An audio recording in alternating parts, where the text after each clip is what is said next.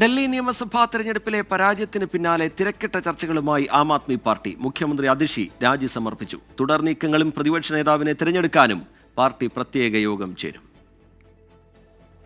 തെരഞ്ഞെടുപ്പിലെ പരാജയം തകർത്തത് ആം ആദ്മി പാർട്ടിയുടെ ആത്മവിശ്വാസമാണ്.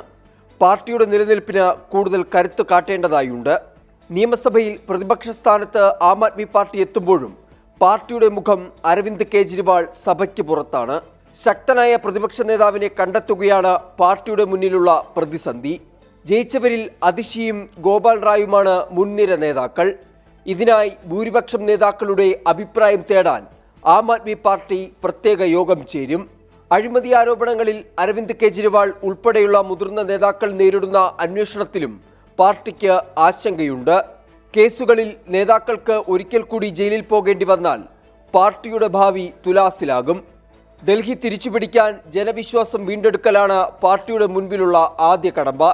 സൗജന്യങ്ങൾ കൂടുതലായി നൽകിയപ്പോൾ അടിസ്ഥാന സൗകര്യ വികസനം ഡൽഹിയിൽ നിലച്ചു. ഈ ഘടകങ്ങളായിരുന്നു പരാജയത്തിന് പിന്നിലെ കാരണങ്ങളിലൊന്ന് എന്നാണ് വിലയിരുത്തൽ.